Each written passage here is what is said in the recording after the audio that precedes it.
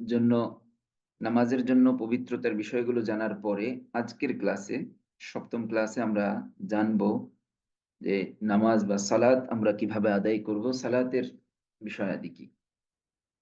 একজন মুমিন, একজন মুসলমান, সে যখন সালাতের জন্য পবিত্রতা অর্জন করলো, তখন তার দায়িত্ব হলো সালাত কায়েম করা, সালাত আদায় করা। সালাত আদায়ের ক্ষেত্রে সবচাইতে গুরুত্বপূর্ণ বিষয় হলো সালাতের ওয়াক্ত বা সময়কে মেনটেন করা। যে বিষয়টা শুরুতে এসেছিল, যে সালাতের জন্য অত্যন্ত গুরুত্বপূর্ণ একটা বিধান হলো ফরজ বিধান, যে সালাতের ওয়াক্তকে বা সময়কে মেনটেন করা। কেননা আল্লাহ তাআলা সালাতের হুকুম দিয়েছেন, কিন্তু কোরআনের কোনো জায়গায় সালাতের পূর্ণ বিস্তারিত ভাবে বর্ণনা দেয়া হয়নি, যে সালাতের রাকাত গুলোকে এভাবে পড়ো, সেজদা এভাবে করো, রুকু এভাবে করো। বরং আল্লাহ তাআলা এই হুকুমটাকে লিখিত ভাবে না এনে সরাসরি হযরত জিবরিল আলাইহিস সালামের মাধ্যমে আল্লাহ রসুলকে আমলি মশকের মাধ্যমে শিখিয়েছেন। আল্লাহ রসুলের কাছে হযরত জিবরিল আলাইহিস সালাম এসে 10 ওয়াক্ত নামাজ, অর্থাৎ 2 দিন, পাঁচ পাঁচ ওয়াক্ত 2 দিনের নামাজ আল্লাহ রসুলকে কাবা শরীফের সামনে দাঁড়িয়ে পড়েছেন। আল্লাহ রসুল তার পিছনে ইক্তেদা করেছেন, এবং 2 দিনের প্রথম দিনের নামাজগুলো সালাতের প্রথম অংশে ছিল, মানে প্রত্যেক ওয়াক্তের যে শুরু অংশে সালাতগুলোকে আদায় করেছেন, এবং দ্বিতীয় দিনের 5 ওয়াক্ত সালাতকে তিনি শেষ ওয়াক্তে আদায় করেছেন। এবং সর্বশেষ আল্লাহ রসুলকে বলেছেন যে এর মধ্যবর্তী যেই সময়টা, 2 দিনের প্রত্যেক ওয়াক্তের সালাতের যেই সময় আমরা সালাত আদায় করেছি, শুরু এবং শেষ এর মাঝামাঝি যেই সময়টা, এই পুরোটাই হলো বান্দাদের জন্য প্রত্যেক সালাতের ওয়াক্ত। তাহলে এই ওয়াক্তকে এবং সালাতের যে বিন্যাস, কিভাবে কোনটা আদায় করা, এটাকে আল্লাহর রসুলকে সরাসরি আমলি মশকের মাধ্যমে শেখানো হয়েছে। এটাকে লিখিতভাবে কোথাও আনেনি। কেননা সালাত এটা হলো দেহের সাথে সম্পৃক্ত একটা আমল, যেটা মশক ছাড়া বা এটাকে সরাসরি দেখিয়ে দেয়া ছাড়া এটা পরিপূর্ণরূপে বোঝানো সম্ভব নয়। তো এভাবে সালাতের যেই সময় এবং হলো সালাতের যেই বিভিন্ন অবকাঠামো, এটা আল্লাহর রসুলের কাছ থেকে আমরা পেয়েছি আমলের ভিত্তিতে। এবং আল্লাহ রসুল সাল্লাল্লাহু আলাইহি ওয়াসাল্লাম বলেছেন, সল্লু কামা রাআইতুমুনি উসাল্লি, তোমরা সেভাবে সালাত আদায় করো যেভাবে আমাকে সালাত আদায় করতে দেখো। তাহলে সাহাবা একরামকে, বরং সকল উম্মতের জন্য আল্লাহর রসুল সাল্লাল্লাহু আলাইহি ওয়াসাল্লামও সালাতকে লিখিতভাবে রেখে যাননি। তিনিও হুকুম করেছেন, আমাকে যেভাবে সালাত আদায় করতে দেখছো, এই আমলটাকেই তোমরা অনুসরণ করো। এবং যুগ পরম্পরায় আমরা সেই আমলকেই অনুসরণ করে আসছি। হ্যাঁ, এখন লিখিত আকারে আসার বা লেখালেখির যুগ চলছে, বা লেখালেখির একটা মাধ্যম এখন আমরা গ্রহণ করি জ্ঞান অর্জনের ক্ষেত্রে, ইলম অর্জনের ক্ষেত্রে। এজন্য এই বিষয়গুলোকে লিখে আনা হয়েছে, আমাদের সামনে লিখে দেয়া হয়েছে। তবুও শুধুমাত্র একজন ব্যক্তিকে যদি লেখা কোনো একটা বই দিয়ে দেয়া হয়, কখনোই সম্ভব নয় পরিপূর্ণরূপে সালাতকে সে ওই লেখা পড়ে আদায় করবে। অবশ্যই তাকে আমলের ভিত্তিতে মশক করিয়ে দেখিয়ে দিতে হবে যে এভাবে এই আমলটাকে করতে হয়। আমরা এই ক্লাসের মাধ্যমে অন্তত আহ উম, কি বলে, আমরা সবাই মুসলমান এবং সবাই নিয়মিত সালাত আদায় করি, সেই হিসাবে দেখিয়ে দেওয়ার প্রয়োজনীয়তার চেয়ে আমরা যেই বিষয়গুলো লিখিতভাবে এসেছে এবং যেই বিষয়গুলো সাধারণত আমাদের ভুল হয়, ওই বিষয়গুলোকে এখানে একটু উল্লেখ করা হয়েছে। এগুলো আমরা পড়বো, জানবো, এবং নিকটতম কারো কাছ থেকে সালাদকে এইভাবে সে কিভাবে আদায় করছে এইভাবে আমরা দেখে নিব ইনশাআল্লাহ। শুরুতে এখানে আলোচনা হয়েছে সালাতের ফরজ সমূহ কি। একটু বলে নেওয়া ভালো, শরীয়তের প্রত্যেক হুকুমের মধ্যে না হলেও অধিকাংশ হুকুমের মধ্যে সর্বপ্রথম কিছু আহকাম থাকে, যেটা আল্লাহর পক্ষ থেকে দেয়া বিধান। এগুলোকেই সাধারণত ফরজ ধরা হয়। ফরজ শব্দের অর্থ হলো অত্যাবশ্যকীয় বিষয়, যেটা অবশ্যই পালন করতে হবে।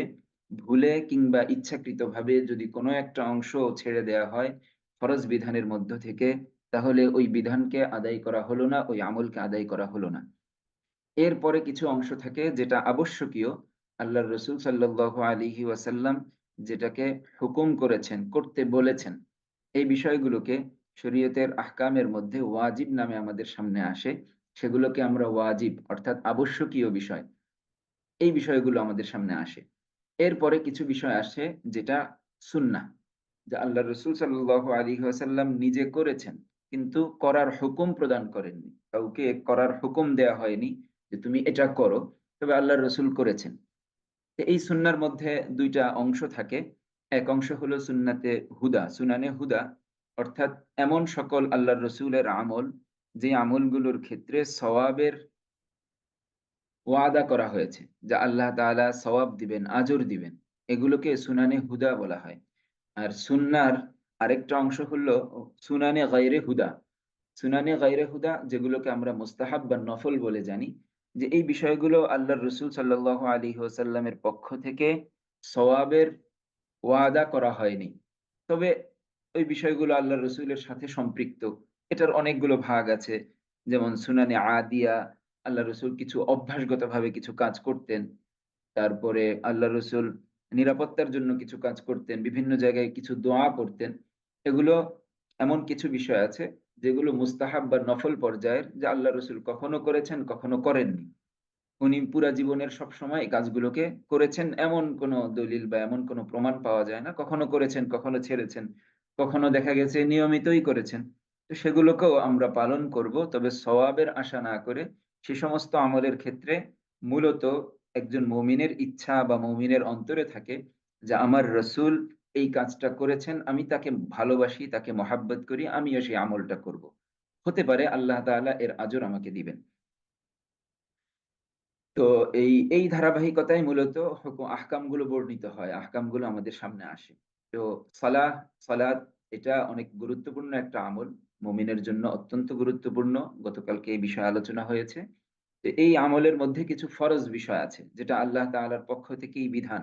আল্লাহ তাআলা আল্লাহর রসুলের কে সরাসরি হুকুম করেছেন।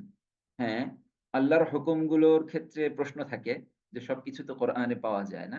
আল্লাহ তাআলার হুকুম যেমন কোরআনে বর্ণিত হয়েছে, একইভাবে আল্লাহ তাআলা সরাসরি আল্লাহর রসুলের কাছে হযরত জিবরিল আলাইহিস সালামের মাধ্যমে, যেটা কোরআন বা কোরআনের অংশ হিসেবে নয়, বরং আল্লাহর রসুলকে শিখিয়ে দিয়েছেন, আল্লাহর রসুলকে বলেছেন, হুকুম করেছেন, যেগুলোকে আমরা হাদিসে কুদসি বলি। হাদিসে কুদসি এছাড়াও আরো কিছু বিষয় থাকে। ওগুলোও ফরজ। ওগুলো আল্লাহর বিধান হিসাবে ফরজ। তো নামাজের ফরজগুলো কি, কি? বা সালাতের ফরজগুলো কি, কি? এখানে যদি আমরা সহজে দেখি, সালাতের ফরজগুলোর মধ্যে ২ টা অংশ থাকে। কিছু অংশ থাকে সালাতের পূর্বের, সালাতের বাইরের। সালাতের বাইরের অর্থাৎ সালাত শুরু করার পূর্বে কিছু বিষয় থাকে। আর কিছু থাকে সালাত শুরু করার পরে। সালাত শুরু করার পূর্বের যেই ফরজগুলো, এর মধ্যে সবচেয়ে ১ম হলো শরীর পাক হওয়া। শরীর বলতে দেহ, মাথা থেকে পা পর্যন্ত হাত, পা, একজন মানুষের যেই শরীরের অংশ, এটাকেই দেহ বলা হয়। এই অংশটা পরিপূর্ণরূপে পবিত্র হওয়া। পবিত্রতার ক্ষেত্রে আমরা গতকালকে জেনেছি যে পবিত্রতা অর্জন এটা শরীরের বাইরের অংশ, অর্থাৎ দেহের বাহ্যিক বিষয়টাকে, বাহ্যিক যেই অবয়ব, বাহ্যিক যেই স্কিন রয়েছে, এটাকেই মূলত পবিত্র করার হুকুম। ভিতরের অংশে আমাদের পেটে কিংবা চামড়ার ভিতরে রক্ত থাকে, পেটে বিভিন্ন ময়লা আবর্জনা থাকে। এগুলো যদিও নাপাক, কিন্তু সেটাকে পবিত্র করার হুকুম নেই। তাহলে শরীর পাক হওয়া অর্থ হলো শরীরের বাইরের অংশটা, বাহিরের যেই দৃশ্যমান চামড়া রয়েছে, এটাকে পরিপূর্ণরূপে পবিত্র করা। তাহলে ১ম ফরজ হলো শরীর পাক হওয়া, শরীর পবিত্র হওয়া। কোন জায়গায় কোন নাপাকি না থাকা। তাই সেটা শরীরে থাকুক কিংবা আমার শরীরের যে জামাকাপড় পরে আছি, আমার কাপড়ও যদি নাপাক থাকে, সেটা একই অংশ। সেটাকে আমরা ২ নম্বরে এনেছি যে কাপড় পাক হওয়া। শরীর পাক হওয়া অর্থাৎ দেহের বাহ্যিক অংশটা পাক হওয়া। দ্বিতীয়ত কাপড় পাক হওয়া। আমরা যেই কাপড়কে পরিধান করে আছি এবং যেই কাপড় পরিধান করে আমি সালাত আদায় করব, শরীরের কাপড়ের প্রত্যেকটা অংশ পবিত্র হওয়া, পাক হওয়া। এটা ফরজ। কেননা যে পোশাকটা আমি পরে আছি সেটা আমার শরীরেরই অংশ। আমি সেটা নিয়েই সালাত আদায় করছি। সেটা নিয়ে আমি রুকু করছি, সাজদা করছি, যে আমলগুলো করছি। তাহলে এই কাপড়টা আমার পবিত্র হতে হবে যেমন আমার শরীরটাকে পবিত্র করেছি। হ্যাঁ, তৃতীয় পবিত্রতার হুকুম হলো জায়গা, স্থান। যেই স্থানে আমি সালাত আদায় করছি, নামাজ পড়ছি, বিশেষ করে যে ৭ টা অঙ্গ আমি পৃথিবী বা জমিনের উপরে রাখছি, এই ৭ টা অঙ্গের রাখার যে স্থানটুকু, এতটুকু অবশ্যই পবিত্র হওয়া। ৭ অঙ্গ বলতে ২ পা, ২ হাঁটু, ২ হাত এবং চেহারা। ২ পা, ২ হাঁটু, ২ হাত এবং চেহারা, এই ৭ টা অঙ্গই মূলত আমরা জমিনে রাখি। ২ ২ পা তো কেয়ামের হালতে থাকে, তারপরে রুকুর হালতেও ২ টা পা থাকে। সাজদার হালতেই মূলত আমাদের ৭ টা অংশ, শরীরের ৭ টা অঙ্গ জমিনের সাথে লাগে। এই ৭ টা অঙ্গ লাগার যে স্থানটুকু, এতটুকু পাক হওয়াটা হলো ফরজ। এতটুকু অবশ্যই পবিত্র হতে হবে। এর পরের যে বিষয়টা আসে, সতর ঢাকা। মুমিনের জন্য সতর বা লজ্জা লজ্জাস্থান, এটাকে ঢেকে রাখা, এটা একটা ফরজ বিধান, বিশেষ করে সালাতের সময়। সতরটা পুরুষ এবং মহিলার জন্য, পুরুষ ও নারীর জন্য ভিন্ন ভিন্ন। পুরুষের সতর নাভির নিচ থেকে শুরু করে হাঁটুর নিচ পর্যন্ত, এই পুরো অংশটুকু হলো একজন পুরুষের সতর। তো কোনো একজন পুরুষ যদি ফরজ পরিমাণ সতর ঢেকে সালাত আদায় করতে চায়, তাহলে সে নাভির নিচ থেকে, মানে নাভিটুকু সতরের অংশ না, নাভির একদম নিচের অংশ থেকে শুরু করে হাঁটুর নিচ পর্যন্ত, হাঁটু সহ এতটুকু যদি ঢাকা থাকে, তাহলে সে নামাজের সালাত আদায়ের জন্য তার সতর ঢাকা আছে বলে গণ্য হবে, এবং এই অবস্থায় সে সালাত আদায় করলে সালাত আদায় হয়ে যাবে। আর একজন নারীর জন্য সতর হলো মাথা থেকে পা পর্যন্ত পুরো শরীর। হ্যাঁ, নামাজের ক্ষেত্রে, সালাত আদায়ের ক্ষেত্রে ৫ টা জায়গা বের করে রাখা যেতে পারে। এটা সালাত আদায়ের ক্ষেত্রে, যেকোনো ক্ষেত্রে নয়। আমাদের মধ্যে এমন ভুল বোঝাবুঝি আছে যে এগুলো সতরের অংশ না। অতএব পরপুরুষকে আমরা ২ হাত দেখাতে পারবো, আমাদের ২ পা দেখাতে পারবো, চেহারা দেখাতে পারবো। এটা একটা ভুল ধারণা। যেই সতরের কথা হাদিসে বা শরীয়তের হুকুম আহকামের মধ্যে উল্লেখ করা হয়েছে নারীর ক্ষেত্রে, সেখান থেকে এই ৫ টা অঙ্গ অর্থাৎ ২ হাত কবজি পর্যন্ত, ২ পা, ২ পায়ের তালু বা উপরের অল্প কিছু অংশ এবং চেহারা, এটা সালাতের ক্ষেত্রে সতর নয়। সালাতের ক্ষেত্রে এই ৫ টা অংশ বের করে রাখা যেতে পারে, বের করে রাখতে পারবে। তবে এমন যদি কোনো জায়গা থাকে যেখানে আমি সালাত আদায় করছি কিন্তু আমার সামনে পরপুরুষ এসে যেতে পারে, কেউ আমাকে দেখে ফেলতে পারে, সেখানেও হুকুম হলো পরিপূর্ণ আপাদমস্তক ঢেকে সালাত আদায় করবে। নিজের ঘরে নিজের স্বামী, বাবা, সন্তান, ভাই কিংবা যারা মাহরাম রয়েছে, এই জাতীয় মাহরামের সামনে এতটুকু এতটুকু সতর নয়, এতটুকু সে আদায় বের করে রাখতে পারে। এটা সালাতের মধ্যেও সে বের করে রাখতে পারে। এটা একটা গুরুত্বপূর্ণ বিষয়। তাহলে নারীর জন্য সতর ঢাকা মাথা থেকে পা পর্যন্ত, তবে ২ হাত, ২ পা এবং চেহারাটুকু বের করে রাখা যেতে পারে নামাজের ক্ষেত্রে। এটা নামাজের ক্ষেত্রে তার সতর।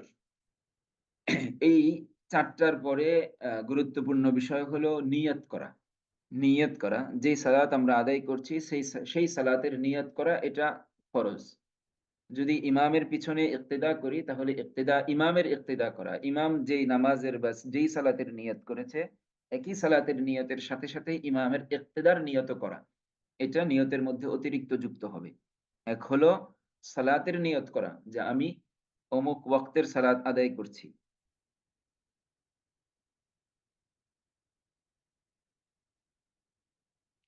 অমুক ওয়াক্তের সালাত আদায় করছি বা ফরজ সালাত আদায় করছি, এই নিয়তটুকু করা। আর যদি ইমামের ইক্তেদারত অবস্থায় থাকে, ইমামের পিছনে নামাজ পড়ে, তাহলে এই নিয়তের সাথে সাথে ইমামেরও ইক্তেদার নিয়ত করা যে ইক্তাদাইতু বিল ইমামি, ইমামের ইক্তেদা করছি, আমি এই ইমামের পিছনে অমুক সালাতের নিয়ত করছি। তাহলে নিয়তটাকে এভাবে করতে হবে। এরপরে কিবলামুখী হওয়া, এটা অত্যন্ত গুরুত্বপূর্ণ একটা বিষয়। ইস্তিকবালুল কিবলা, অর্থাৎ এক মুমিন যখন সালাত আদায় করবে তার চেহারা, তার সিনা, বুক, এটা কেবলার দিকে থাকবে। শরীরের সমস্ত অঙ্গগুলো কেমন যেন কেবলামুখী করে রাখবে। ২ পা আমরা যদি কেবলামুখী হয়ে দাঁড়াই, আমাদের পায়ের আঙ্গুলগুলো কেবলার দিকে হয়ে আছে। আমাদের হাতকে যখন আমরা তাহরিমার জন্য উঁচু করছি, তো হাতের আঙ্গুলগুলোকে একটু হালকা বাঁকা করে রাখবে যেন আঙ্গুলগুলো কেবলার দিকে থাকে এবং হাতের তালুটাও কেবলার দিকে হচ্ছে। এভাবে কেমন যেন একজন মুমিন সালাত আদায়ের সময় কেবলার দিকে, কাবার দিকে তা নিজেকে, মানে পশ্চিম দিকে সে নিজেকে সঁপে দিচ্ছে। সেদিকেই তাকিয়ে সবকিছু আদায় করছে। এটা আল্লাহ তাআলার হুকুম। হ্যাঁ, এখানে অনেক লম্বা আলোচনা করা যেতে পারে। তবে এখানে আমরা করব না, যেহেতু এটা প্রাথমিক কোর্স। যে কিবলা কি? আমাদের দেশের কিবলা হলো পশ্চিম দিক। কেননা মূলত কিবলা বলা হয় কি বলে? কাবা শরীফকে, বাইতুল্লাহকে মূলত কিবলা বলা হয়। তো কেউ যদি বাইতুল্লাহর কাছাকাছি থাকে, তখন তার জন্য বাইতুল্লাহ হলো কিবলা। বাইতুল্লাহ, স্বয়ং বাইতুল্লাহ, এই কাবা ঘরটাই হলো তার জন্য কিবলা। কিন্তু কেউ যদি কাবা থেকে দূরে থাকে, সেক্ষেত্রে হুকুম হলো বাইতুল্লাহর দিক। একটা হলো বাইতুল্লাহ নিজে কিবলা, আরেকটা হলো বাইতুল্লাহর দিক কিবলা। তা আমাদের এই অঞ্চল থেকে বাইতুল্লাহ হলো পশ্চিম দিকে, এজন্য আমাদের কিবলা হলো পশ্চিম দিক। আমাদের কিবলা হলো পশ্চিম দিক। যে সমস্ত অঞ্চলে কিবলা উত্তর দিকে, দক্ষিণ দিকে, তারা উত্তর কিংবা দক্ষিণ অর্থাৎ কিবলামুখী হয়ে সালাত আদায় করা, এটা হলো গুরুত্বপূর্ণ। ভুলে অনেক সময় আমরা বলে ফেলি পশ্চিম দিকে কিবলা। কিন্তু পৃথিবীর এমন অনেক দেশ আছে যেখানে পশ্চিম দিক জিজ্ঞাসা করলে আপনাকে পশ্চিম দিক তো দেখিয়ে দিবে, কিন্তু সেটা কিবলার দিক নয়। কারণ ওই দেশে পশ্চিম দিকে কাবা নয়, পশ্চিম দিকে সৌদি আরব নয়। এইজন্য আমাদের দেশের কিবলা হলো পশ্চিম দিক। এজন্য আমরা পশ্চিম দিকে ফিরে সালাত আদায় করি। এর মধ্যে আর শুরুতে যেটা বলে নিয়েছি, এই কয়েকটা হলো নামাজের আগের সুন্নত, নামাজের বাইরের ফরজ। এ আর ওয়াক্তের যেই কথাটা বলা হয়েছে, সেটাও নামাজের আগের ফরজ, নামাজের পূর্বেরই ফরজ। এরপরের কয়েকটা বিষয় আসবে, যেগুলো আমাদের নামাজের ভিতরের ফরজ। যেমন নামাজ শুরু করছি আমরা তাকবীরে তাহরিমা বলে। তাকবীরে তাহরিমা, আল্লাহু আকবার, এই শব্দটা উল্লেখ করে তাকবীর দিয়ে নামাজ শুরু করা, এটা হলো ফরজ। আল্লাহু আকবার, আ এখানে একটু ভুল হয়েছে। আল্লাহু আকবার শব্দটা অবশ্য ওয়াজিব। তবে তাকবীর বলা, যেকোনো আল্লাহুল আকবার, আল্লাহু আকবার, আ কি বলে? আল্লাহু আকবার, আল্লাহু, এই জাতীয় বিভিন্ন শব্দ ব্যবহার করা যেতে পারে। তো ফরজ হলো তাকবীর বলা। এমন তাকবীর, যেই তাকবীরের মাধ্যমে বাইরের সবকিছু আপনি নিজের জন্য নিজে হারাম করে নিলেন। এখন আর আপনি কথা বলতে পারছেন না, এখন আপনি খেতে পারছেন না, এখন আপনি অজু ভঙ্গের মতো কোনো কাজ করতে পারছেন না, আপনি চলতে পারবেন না। এই সবকিছুকে কেমন যেন নিজের জন্য হারাম করে দেয়া হয়েছে এই তাকবীরের মাধ্যমে। এজন্য এই তাকবীরকে তাকবীরে তাহরিমা বলা হয়। যে এটা হারাম করো, মানে হারামকারী তাকবীর। এসব কিছুকে, অন্য সবকিছুকে নিজের জন্য নিষিদ্ধ করে আপনি সালাতের মধ্যে প্রবেশ করেছেন। তাহলে তাকবীর বলা এটা ফরজ। হ্যাঁ, তাকবীরটা যেন আল্লাহু আকবার হয়, এটা হলো ওয়াজিব। এটা সামনে আসবে ইনশাআল্লাহ আলোচনায়। তাকবীরে তাহরিমার পরের ফরজ হলো দাঁড়িয়ে নামাজ পড়া, কিয়াম। কিয়াম, আকিমুস সালাহ, এখানে যেমন আকামার কথা বলা হয়েছে, আর এছাড়াও আল্লাহ রসুলের হাদিসের মধ্যে স্পষ্টভাবে এসেছে যে কিয়াম করা, মানে নামাজের মধ্যে কিয়ামটা, দাঁড়ানো, এটা একটা ফরজ, বিশেষ ফরজ, এবং এটা আলাদা একটা ফরজ, দাঁড়ানো। হ্যাঁ, ওজরগ্রস্ত ব্যক্তির ক্ষেত্রে, যে দাঁড়াতে পারছে না, যে বসতে পারছে না, যে শুয়েও সালাত আদায় করতে পারছে না, তার বিষয়গুলো ভিন্ন। ওজর বা অসুস্থতা, সেটা একটা ছাড়। এই ছাড়ের পরিমাণ অনেক বেশি। সেদিকে আমরা লক্ষ্য না করে স্বাভাবিকভাবেই যদি আমরা দেখি, সালাতের জন্য ফরজ হলো দাঁড়িয়ে নামাজ পড়া। কিয়ামের অবস্থায় সালাত আদায় করা, এটা হলো ফরজ। এখানে অল্প সমস্যা, যেটা আমার জন্য অসম্ভব কিছু নয়। একটু আমার হয়তো কষ্ট হবে, এতটুকুর জন্য চেয়ারে বসে পড়া কিংবা বসে সালাত আদায় করা, এটার দ্বারা নামাজের ফরজ নষ্ট হচ্ছে, নামাজের ফরজ আদায় হচ্ছে না। কারো জন্য যদি সেটা অনেক বেশি কষ্টকর হয় বা ক্ষতিকর হয়, মুসলিম কোনো দক্ষ ডাক্তার যদি এ বিষয়ে সাজেশন দেয় যে এই ব্যক্তি বসে পড়লে তার ক্ষতি হবে, এবং সেই ক্ষতির পরিমাণটা বেশি এবং তার জন্য আসলে অনেক বেশি কষ্টকর হয়, তখন তাকে অসুস্থ ধরা হবে এবং তার অসুস্থ অবস্থার যেই সালাতের যে হালত সে গ্রহণ করতে পারে, সেই হালতটাকেই সে গ্রহণ করবে। তবে স্বাভাবিকভাবে একজন মুমিনের জন্য বা একজন সালাত আদায়কারীর জন্য দাঁড়ানোটা হলো ফরজ। এরপরে দাঁড়ানো অবস্থায় আমরা কেরাত পড়ব। কেরাত শব্দের অর্থ হলো কোনো কিছুকে পড়া। ক্বরাআ ইয়াকরাউ, আল কিরাআতু, এই শব্দের অর্থ হলো পড়া। এই যেকোনো কিছু পড়া, এটা হলো ফরজ। এটা আমরা খুব লক্ষ্য করার চেষ্টা করব। যেকোনো কিছু পড়া, কোরআনের যেকোনো অংশ থেকে একটু হলেও অংশ পড়া। ৩ শব্দ পরিমাণ, ১ আয়াত পরিমাণ, এতটুকু হলো ফরজ। এজন্য এখানে আমরা কেরাত বলি। তবে এই কেরাতের ২ টা পার্ট রয়েছে। এক অংশে আমরা সূরায়ে ফাতিহা পড়ি, আরেক অংশে সূরা ফাতিহা ছাড়া অন্য কোনো একটা সূরা কিংবা কোনো সূরার অংশ মিলাই। সেটা হলো ওয়াজিব। এই বিষয়গুলো সামনে আসবে। তাহলে এখানে আমরা বুঝতে পারছি সালাতের মধ্যে ফরজ বিধান হলো কেরাত পড়া। অতএব কোন ব্যক্তি যদি কোরআনের কোন অংশ সে জানে না, অর্থাৎ সূরা ফাতিহা সে পরিপূর্ণভাবে পড়তে পারে না। অন্য কোন সূরা সে মেলাতে পারছে না। কিন্তু সে চাচ্ছে যে আমি এখন এই মুহূর্ত থেকে আমি সালাত আদায় করব। তাহলে অন্তত সে যেন কোন একটা আয়াত শিখে নেয়, যতটুকু দ্বারা তার সালাতের ফরজটুকু আদায় হয়ে যাবে এবং সে অবশ্যই অতি দ্রুত চেষ্টা করে ওয়াজিব পরিমাণ মানে সালাত পরিপূর্ণভাবে আদায় করা পরিমাণ কেরাত সূরায়ে ফাতিহা এবং অন্যান্য সূরাগুলো মুখস্থ করে নিবে, শিখে নিবে। এটা তার উপরে হুকুম। তবে যেই মুহূর্ত থেকে সে হেদায়েত প্রাপ্ত হলো, সেই মুহূর্ত থেকেই সে সালাত আদায় করা শুরু করতে পারে। অন্তত ছোট একটা আয়াত পরিমাণ সে যদি মুখস্থ থাকে, তার মাধ্যমে তার সালাতের ফরজ আদায় হয়ে গেল। তাহলে এই কেরাত পড়াটা অন্তত ১ আয়াত পরিমাণ এটা মানে বড় ১ আয়াত বা ছোট ৩ ছোট ১ আয়াত এটা হলো ফরজ পরিমাণ। এতটুকু অবশ্যই পড়তে হবে। কেরাতের পরের ফরজ হলো রুকু করা। রুকু এটা নারী ও পুরুষের ক্ষেত্রে একটু ভিন্ন আছে। পুরুষ রুকু করবে তার মাথা এবং কোমর সম্পূর্ণ বিছিয়ে দিবে। কেমন যেন এর উপরে যদি কোন কিছু রেখে দেওয়া হয় স্বাভাবিকভাবে পড়বে না। এতটুকু বিছিয়ে দিবে। এটা হলো পুরুষের ক্ষেত্রে। আর নারীর ক্ষেত্রে কিছুটা ঝোঁকা। তবে স্বাভাবিকভাবে রুকু শব্দের অর্থ হলো ঝোঁকা। রুকু শব্দের অর্থ হলো ঝোঁকা। একটু মাথা ঝুঁকানোকেই রুকু বলা হয়। তবে পুরুষের নিয়ম হলো সে পরিপূর্ণ বিছিয়ে দিবে। আর নারীর নিয়ম হলো সে তার নিজের শরীরের অবয়বকে ঢেকে রাখার জন্য শুধুমাত্র ফরজ পরিমাণ রুকুটুকু আদায় করবে। অর্থাৎ কিছুটা ঝুঁকবে, হাত অন্তত যেন মাথা থেকে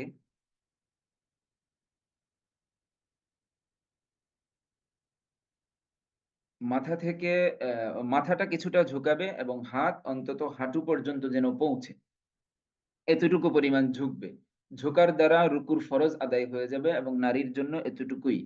কেননা এর চেয়ে বেশি ঝুঁকলে নারীর শরীর কে ঢেকে রাখা এটা যে আরো গুরুত্বপূর্ণ ফরজ, সতর ঢাকা সেটা অনেক সময় লঙ্ঘন হতে পারে। তবে পুরুষের ক্ষেত্রে অবশ্যই রুকুকে পরিপূর্ণভাবে আদায় করা হবে। সেটা সামনের আলোচনায় আসবে আশা করছি। এর পরের ফরজ হলো সেজদা করা। ২ টা সেজদা করা মূলত। প্রত্যেক রাকাতে ২ টি সেজদা এটা হলো ফরজ পরিমাণ। ততটুকু অবশ্যই আদায় করবে ইনশাআল্লাহ। ২ সেজদা, সাজদা কিভাবে হবে?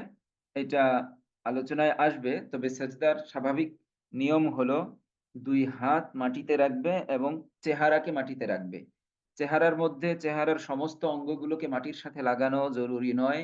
কপাল এবং নাক এটা যেন মাটিতে লাগে। এভাবে সিজদাকে আদায় করে নেয়া। তবে শাব্দিক সাজদার অর্থ হলো মাটিতে চেহারাকে রাখা। তাই নাক হোক, কপাল হোক, চেহারার যেকোনো অংশ ৩ ১ তাসবিহ পরিমাণ সময় মাটির সাথে লাগিয়ে রাখলেই সাজদা আদায় হয়ে যাবে। এটা হলো ফরজ পরিমাণ। তবে সাজদাকে পরিপূর্ণ করতে হলে চেহারা, চেহারার নাক এবং কপাল এই ২ টা অংশ মাটির সাথে লাগিয়ে রাখবে ২ হাতের মাঝামাঝি জায়গায়। তো এভাবে সেজদা করতে হয়। আর নারীদের ক্ষেত্রে সেজদা একটু ভিন্ন আছে যে তারা একদম আঁটু-সাঁটু হয়ে সেজদা করবে। শরীরের কোনো অংশকে উঁচু করে রাখার প্রয়োজন নেই এবং পেটের নিচের অংশটা ফাঁকা রাখারও কোনো প্রয়োজন নেই। একদম গায়ের সাথে শরীরের সাথে শরীর মিলিয়ে রানের সাথে আ পেটকে বুককে মিলিয়ে একদম আঁটু-সাঁটু হয়ে সেজদা আদায় করবে। এই পুরুষ ও নারীর মধ্যে সালাতের ক্ষেত্রে এই ২ টা জায়গায় একটু বিশেষ পার্থক্য রয়েছে। যে রুকু এবং সেজদার মধ্যে। এছাড়া খুব অল্প পরিমাণ পার্থক্য রয়েছে যেটা সুন্নাহ পর্যায়ের। ওইটা ইনশাআল্লাহ আমরা সুন্নাহর মধ্যে আলোচনা করে নেব। এরপরে সালাতের মধ্যে শেষ বৈঠক করা। যেই বৈঠকের পরে আমরা সালাম ফিরিয়ে ফেলি বা সালাত শেষ করি, এই শেষ বৈঠকটা হলো ফরজ। বৈঠক অর্থ হলো বসা। শেষ বসাটা তাশাহুদ পরিমাণ এতটুকু হলো ফরজ। এতটুকু অবশ্যই আদায় করতে হবে। তারপরে তার সালাত আদায় হবে। আর সর্বশেষ ফরজ হলো সালাম বা অন্য কোনো শব্দ দ্বারা নামাজ থেকে বের হওয়া। অর্থাৎ নামাজ থেকে বের হওয়ার জন্য কোনো একটা কিছু ব্যবহার করা।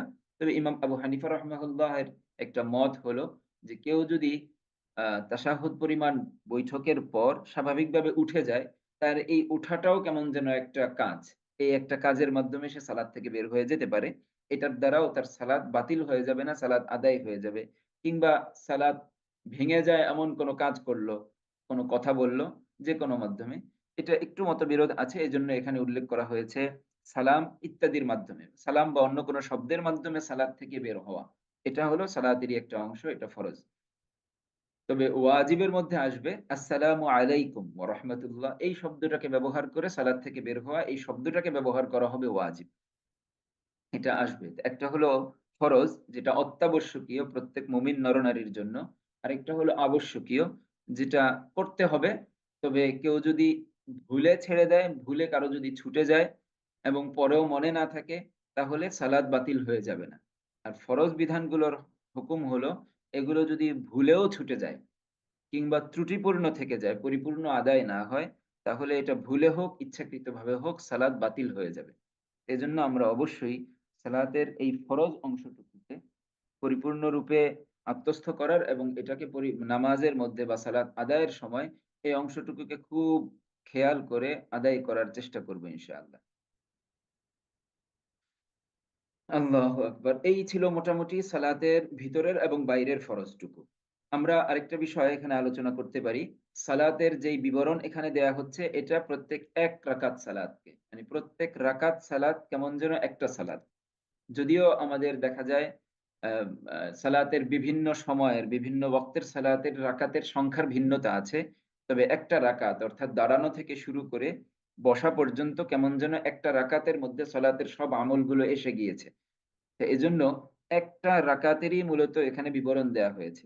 হ্যাঁ, শেষ বৈঠকটা এটা কখনোই ১ রাকাতে হবে না।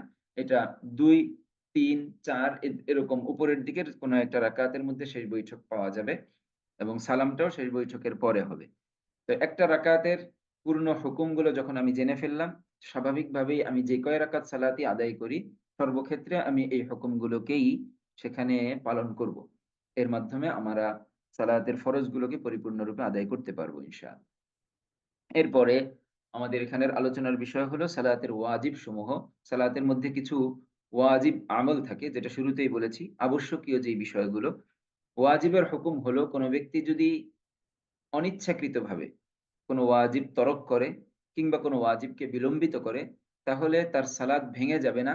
বরং এই ত্রুটি পূর্ণ করার জন্য ভুলের মাসুল হিসেবে সালাতের শেষ অংশে, শেষ বৈঠকে মাঝামাঝি সময়ে তাশাহুদ পরিমাণ পড়ার পরে সে সাহু সেজদা দিবে। অর্থাৎ ভুলের সেজদা। ভুলের বা ত্রুটিকে পূর্ণ করার জন্য ভুলের মাসুল হিসেবে ২ টি অতিরিক্ত সাজদা আ আদায় করবে এবং তারপরে স্বাভাবিকভাবে সালাত শেষ করবে। এর মাধ্যমে ওয়াজিব ওয়াজিবের যেই ত্রুটিটা ছিল সেই ত্রুটি পূর্ণ হয়ে যাবে। আল্লাহু আকবার! আর যদি কেউ ইচ্ছাকৃতভাবে কোনো ওয়াজিবকে ছেড়ে দেয়, তাহলে ইচ্ছাকৃতভাবে ওয়াজিব ছেড়ে দেওয়ার মাধ্যমে সালাত বাতিল হয়ে যাবে। সালাত নতুনভাবে আদায় করতে হবে। এটা মূলত ওয়াজিবের হুকুম। এখন আমরা এখানে দেখব কোন বিষয়গুলো আমাদের সালাতের মধ্যে ওয়াজিব হিসেবে আসছে, আবশ্যকীয় বিষয়। এর মধ্যে সর্বপ্রথম সূরায়ে ফাতিহা পড়া, যেটা শুরুতেই বলেছি যে কেরাত পড়া এটা হলো ফরজ। কিন্তু কেরাতকে ২ ভাগে বিন্যস্ত করা, অর্থাৎ এক অংশে সূরাতুল ফাতিহা পরিপূর্ণরূপে আদায় করা, আলহামদুলিল্লাহি রাব্বিল আলামিন এই সূরাটা। এরপরে কোন একটা সূরা মিলানো অথবা সূরা পরিমাণ কোন এক সূরার অংশ মিলানো। এটাকে সর্বনিম্ন অংশ ধরা হয় ৩ আয়াত পরিমাণ। সূরাতুল কাউসার, ইন্না আ'তাইনাকাল কাউসার, এই সূরাটা সবচেয়ে কোরআনের সর্বকনিষ্ঠ এবং সবচেয়ে ছোট একটি সূরা।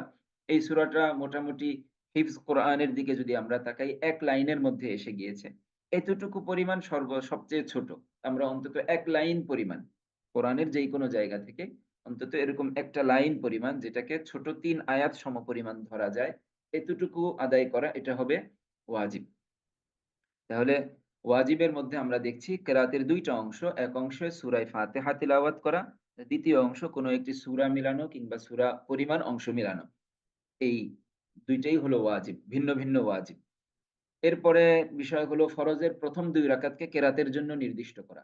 ফরজ যে সালাতগুলো, ফজর, ফজরের সালাত ২ রাকাতই ফরজ। অতএব এখানে ১ম ২ রাকাতেই কেরাত পড়বে। কেরাত বলতে এই জায়গার কেরাত শব্দের অর্থ হলো সূরায়ে ফাতিহার পরের সূরা মিলানো। এটা একটু লক্ষ্য করব। ফরজের মধ্যে কেরাত শব্দের অর্থ আমি শাব্দিক অর্থ বলেছি, তেলাওয়াত করা, কোন কিছুকে পড়া। আর এখানে ফরজের ১ম ২ রাকাতকে কেরাতের জন্য নির্দিষ্ট করা, এই যে বিষয়টা এসেছে, এই কেরাতটা হলো সূরা মিলানো। এই অর্থে। সূরা মিলানো অর্থে এখানে কেরাত শব্দ ব্যবহার করা হয়েছে। এটা দ্বারা বোঝা গেল ফরজ যদি ২ এর অধিক রাকাত সম্পন্ন হয়, তাহলে সর্বরাকাতেই সূরাতুল ফাতিহা তিলাওয়াত করতে হবে। কিন্তু কেরাতের জন্য নির্দিষ্ট করব শুধুমাত্র ১ম ২ রাকাত। কেরাতের জন্য শুধুমাত্র ১ম ২ রাকাতকে নির্দিষ্ট করতে হবে। অর্থাৎ সূরা মেলানোটা এটা ৪ রাকাত সালাতের ক্ষেত্রে ১ম ২ রাকাতে অতিরিক্ত সূরা মেলাবো।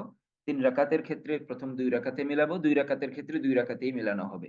এছাড়া অন্য সকল নামাজে যত ওয়াজিব নামাজ রয়েছে, নফল নামাজ রয়েছে, সুন্নাহ নামাজ রয়েছে, ওই সকল সালাতের মধ্যে সর্বরাকাতে সকল রাকাতে সূরায়ে ফাতিহার পরে সূরা মেলানো ফরজ।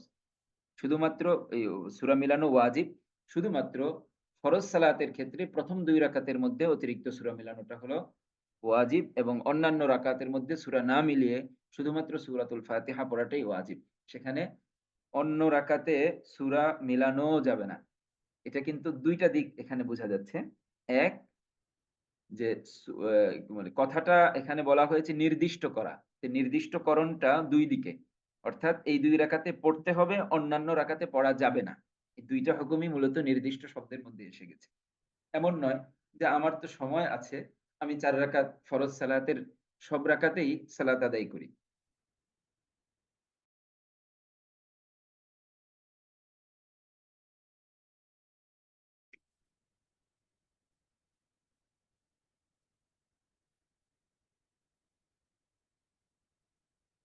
জি। তাহলে এখানে আমরা বুঝতে পারলাম ফরজের ১ম ২ রাকাতকে কেরাতের জন্য যে নির্দিষ্ট করা, এই নির্দিষ্টকরণটা ২ ভাগে বিভক্ত। একটা হলো ১ম ২ রাকাতে সালাত আদায় করতে হবে। আরেকটা দিক হলো ২ রাকাত ছাড়া অন্যান্য রাকাতে মানে কেরাত পড়া যাবে না। অর্থাৎ সূরা ফাতিহার পরের সূরা মিলানো যাবে না। এটা হলো ফরজ। মানে ওয়াজিব এই কথাটা। তাহলে ১ম ২ রাকাতকে আমরা কেরাতের জন্য নির্দিষ্ট করব। এটা আমরা বুঝে নিলাম যে কিভাবে কেরাতের জন্য নির্দিষ্ট করতে হবে। এরপরের যে বিষয়টা কেরাতের আগে সূরায়ে ফাতিহা পড়া এম এর এখানের যে বিষয়টা, এই বিষয়টা তো আগে একবার এসেছে। এই জায়গায় আনার অর্থ হলো এটা মানে সূরায়ে ফাতিহাটাকে শুরুতে পড়া এবং কেরাতকে পরে পড়া। এটাও একটা আলাদা ওয়াজিব। এটাও একটা আলাদাভাবে ওয়াজিব হুকুম যে ১ম এ সূরাতুল ফাতিহা পড়ে তারপরে সূরাকে মিলানো। অর্থাৎ কেরাতের আগে সূরা মিলানোর আগেই সূরায়ে ফাতিহাটা তেলাওয়াত করা। এই আগে করা এবং ওইটাকে পরে করা এটা আলাদা একটা ওয়াজিব হুকুম। কেউ যদি ইচ্ছাকৃতভাবে অন্য কোন সূরা আগে পড়ে ফেললো, এরপরে সূরায়ে ফাতিহা পড়লো, এই ইচ্ছাকৃতভাবে করার কারণে ওয়াজিব তরক করলো, তার নামাজ ভেঙে যাবে। অনিচ্ছাকৃত হয়ে গেলে যেটা বললাম, যেটা দ্বারা সেজদায়ে সাহু আদায়ের দ্বারা পূর্ণ হয়ে যাবে। এরপরের বিষয় হলো ২ সেজদার তারতিবকে ঠিক রাখা। ২ সেজদার তারতিব ঠিক রাখা অর্থ ২ টা সিজদার মাঝামাঝি এতটুকু সময় আ কি বলে বিলম্ব করা যেটার মাধ্যমে ২ টা সেজদা আলাদা হয়। এমন নয় যে একটা সেজদায় গেলাম, মাথা একটু উঁচু করে আরেকটা সেজদা দিয়ে দিলাম। তাহলে ওয়াজিব তরক হবে। ২ সেজদার মাঝখানের যেই ফাঁকাটুকু এতটুকু পরিমাণ রাখা যেন বাহ্য দৃষ্টিতে বোঝা যায় যে সে ২ টি সেজদা করেছে। এটা ওয়াজিব। তারপরে তাদিল আরকান একটা বিষয়। তাদিল শব্দের অর্থ হলো ন্যায়পরায়ণতা, আদালত। অর্থাৎ নামাজের ভিতরের যে কওমা, জালসা, সাজদা, রুকু যেই রোকনগুলো রয়েছে, ফরজগুলো রয়েছে এগুলোকে খুব ধীরস্থিরভাবে আদায় করা। খুবই ধীরস্থিরভাবে এখানে কোনো অতি দ্রুত এবং খুব কি বলে উচ্ছ্বাসের সাথে এমনভাবে আদায় করা কেমন যেন নামাজ নিয়ে খেলোয়াড় হচ্ছে, খেলা করছে। আল্লাহ তাআলা আমাদেরকে হেফাজত করুন। এমন না করা। বরং নামাজের ভিতরের যেই ফরজগুলো, যে রোকনগুলোকে উল্লেখ করা হয়েছে, এগুলোকে ধীরে সুস্থে আদায় করা। যে ধীরে সুস্থে সেজদা, রুকুতে যাওয়া, রুকু থেকে দাঁড়িয়ে কিছু সময় দাঁড়ানো, সেখানে একটা দোয়া আছে, রব্বানা লাকাল হামদ সেটাকে পড়া। এরপরে খুব ধীরে সাজদায় যাওয়া, সাজদা থেকে উঠে একটু বসা, ২ টা সেজদার মাঝখানে একটা সুন্নাহ দোয়া আছে, সেই দোয়াটা পারলে পড়া। কিংবা এতটুকু পরিমাণ বসা, ৩ তাসবিহ পরিমাণ সময় যেন এখানে অতিবাহিত হয়। তারপরে আবার একটা সাজদা করা। এই যে তাদিল আরকান এটা একটা আলাদা ওয়াজিব হুকুম। কেউ যদি কোন রোকনের ভিতরে কিংবা ২ রোকনের মাঝামাঝি জায়গায় এই তাদিলকে রক্ষা না করে, তাহলে তার ইচ্ছাকৃতভাবে করলে একই হুকুম, ওয়াজিব তরক করলো, সালাত বাতিল হয়ে যাবে। সালাত আদায় হবে না। আর যদি অনিচ্ছাকৃতভাবে কারো হয়ে যায়, এটা অতি দ্রুততার কারণে কিংবা কোনো কি বলে বেশি পেরেশানি আছে কিংবা খুব দ্রুত আমাকে বাস ধরতে হবে। আমি না চাওয়া সত্ত্বেও আমি একটু দ্রুত করে ফেলছি। তাদিল আমি রক্ষা করছি না। এটা যদি মনে হয় যে আমি কোনোভাবেই তাআদিল রক্ষা করছি না, তাহলে অবশ্যই সাজদায়ে সাহু আদায় করে নিবে। কিন্তু এই ক্ষেত্রে মানে গাড়ি ধরা কিংবা সামনে কোনো ব্যস্ততা রেখে নামাজকে না পড়াটাই হলো উচিত। এটা নামাজের মাকরুহের মধ্যে আলোচনা আসবে। যে এইভাবে কি বলে পেটে অতিরিক্ত ক্ষুধা রেখে কিংবা ইস্তেঞ্জার চাপ, বেগ রেখে অথবা সামনে কোনো অতিরিক্ত পেরেশানি রেখে সালাত আদায় না করারই হুকুম এসেছে। কেননা এর মাধ্যমে নিজের অজান্তেই এই গুরুত্বপূর্ণ একটা হুকুম, গুরুত্বপূর্ণ একটা ওয়াজিব আমল আমার ছুটে যেতে পারে। যেটার কারণে আমার সালাতটাই বাতিল হয়ে যাবে। এটাকে আমরা খুবই লক্ষ্য রাখার চেষ্টা করব যে নামাজের ভিতরের যে রোকনগুলো রয়েছে এগুলোকে খুব ধীরে সুস্থে আমরা আদায় করব। এটাকে তাদিল আরকান বলা হয় আরবি শব্দে। এরপরে সালাতের মধ্যে ১ম বৈঠক। যদি ২ রাকাতের সালাত হয় তাহলে তো এখানে ১ম আর শেষ বলে কোনো কথা নেই, একটাই বৈঠক। আর যদি ৩ কিংবা ৪ রাকাত, ২ রাকাতের বেশি সালাত হয় সেখানে ১ম ২ রাকাতের পরের যেই বৈঠক এটাকে দরমিয়ানি বৈঠক বলা হয় কিংবা মাঝের বৈঠক বলা হয়, যেটাকে ১ম বৈঠকও বলতে পারি। এটা হলো ওয়াজিব। এই বৈঠকটা ওয়াজিব। এই বসাটা হলো ওয়াজিব এবং এই বসায় এই বৈঠকে থেকে তাশাহুদকে পড়া, তাশাহুদ পরিপূর্ণরূপে পড়া। তাশাহুদ কি? এগুলো ইনশাআল্লাহ আজকের ক্লাসের মধ্যে আমাদের এসে যাবে। পরিপূর্ণরূপে পুরা তাশাহুদটাকে আদায় করা এটা ওয়াজিব আমল। নাহলে ১ম বৈঠক করাটা হলো ওয়াজিব। আর উপরে আমরা পড়েছি শেষ বৈঠক করা। যেই বৈঠকের মাধ্যমে সালাত শেষ করা হচ্ছে ও সমাপ্ত করা হচ্ছে, ওই বৈঠকটা হলো ফরজ। আর এই বৈঠকটা হলো ওয়াজিব, ১ম বৈঠক। উভয় বৈঠকে তাশাহুদ পড়া।